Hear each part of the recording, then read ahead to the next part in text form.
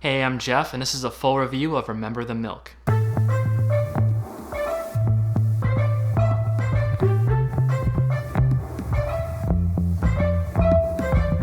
Alright, let's get started. The first category is features, and they scored a 70.27% out of 100, which doesn't really surprise me, seeing how they added a ton of features in their latest release. And if we break down the features into 4 categories: general, productivity, tasks, and integrations, they scored a 70% for general features. Things like giving users beta access, being retina ready for the iMac 5K displays, keyboard shortcuts, custom hotkeys, daily digest emails, and being able to import and export your data. However, they were missing things like providing users with a complete history log, accessibility options, and dark mode.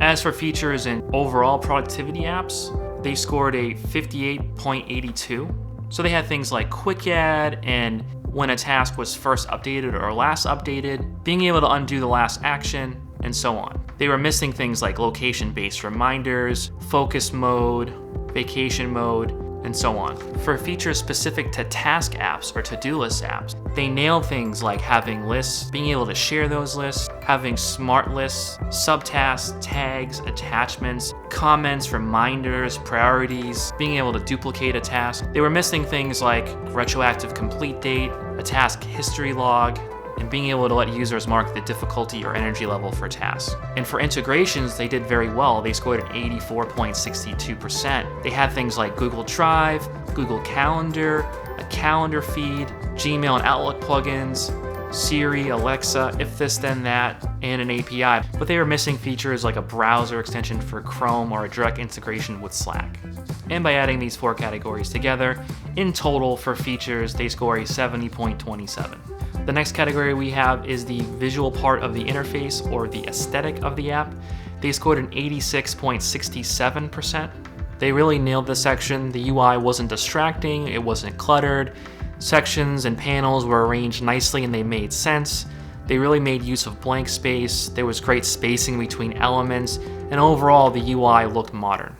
The next category we have is the interaction with the interface or the usability. For this category, they scored an 87.5%, and they really nailed things like making pages really easy to find, tools were really easy to use, giving visual cues to the user, like highlighting, and being able to add a list as a favorite. The next category we have is platforms, and they scored an 81.82%. They did very well in this category. The app is available on the web, on the Mac, iOS, for iPhone and iPad, on Android, Windows, Apple Watch, and even Linux. Linux, really? Wow, they really went above and beyond here. Man, I was surprised by that, honestly. The next category is pricing. They scored an 80%. As for the positives, the premium plan costs about $40 a year, and I think this is a pretty good value for what they offer. The premium plan includes more than 5 features. They do offer a freemium model, so you don't have to pay to use the app, and they also offer a trial of their premium plan.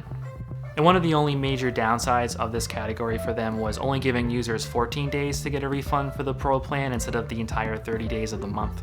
The next category we have is documentation, and they scored a 90%. They did very well in this category. Their docs were very easily searchable. You could easily access them from the app. Everything was organized by category. The docs even included tips and tricks. They were very detailed, and as far as I could tell, they weren't missing anything. The next category is support, and they got a 54.55%. Not so good. They did well on things like being able to contact them via email form on their website, providing a community where you can submit feedback and ask questions, letting users DM them via Twitter or Facebook, and letting users see the status of the app. Now, the reason why they didn't do so hot in this category was because I actually tried reaching out to them months ago. I tried their contact form, I tried Twitter, I even tried their press email, and I got no response, like nothing, for months. It wasn't until I requested a refund for my Pro plan while I was making a tutorial for this app that they responded. The next category is sustainability, and they scored a 50 out of 100 on this one. They really nailed things like letting users be able to suggest and vote on features. The release notes in the App Store for features and bug fixes were very detailed. On the negative side, the app isn't updated often. Users can't view planned features, but the major problem that Remember the Milk has with sustainability is the sheer fact that it was created in 2004 and they didn't get a major release until 2016. That is a 12-year gap. 12 years. Seriously, imagine that for a second. Like, I remembered the milk, but did you remember to update the app? So I don't know how many of you guys remember using Remember the Milk before that 2016 update, but if you did, you probably recall how the lists were in tabs at the top of the app. They weren't on the side like they are now. So if you had too many lists or the list names were just really long, they would like overflow into a second row of tabs. I had to get an unofficial Chrome extension just so that my list will be displayed in a left column view. And it honestly was probably the biggest turnoff of the app. Like it was a bigger turnoff than like them not having other features. Like if they had just fixed that. So the next category we have is options and customization, and they scored a 47.1%. They really nailed things like letting users change the start page, the sidebar, and the theme. But some of the highlights for the negatives include not being able to format text, not being able to choose a custom color or a custom image for the theme, and not being able to edit the width of the sidebar. And the last category we have is originality and creativity, and they scored a 50%. The major positive for this category that makes Remember the Milk stand out against the other to-do list apps is that you can use the checkbox to multi-select the task instead of completing the task. But other than that, the app isn't super original and does not really have any creative features.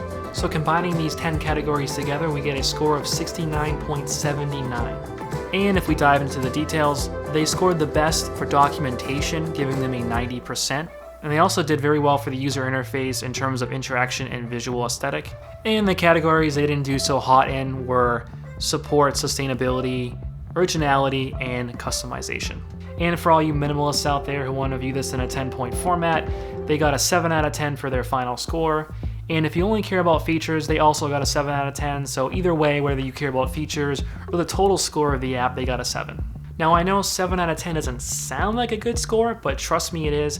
I'm very idealistic, I'm very detailed when it comes to these reviews. Don't get me wrong, Remember the Milk is actually a really great app, and it's very competitive in the to-do list category. I also recommend you check out their Pro plan, which offers an array of features that you actually would find very useful. So that wraps up this review. Thanks for watching. And if you'd like to learn more on the app, you can check out my tutorial video. I left the link in the description below, and I'll see you next time.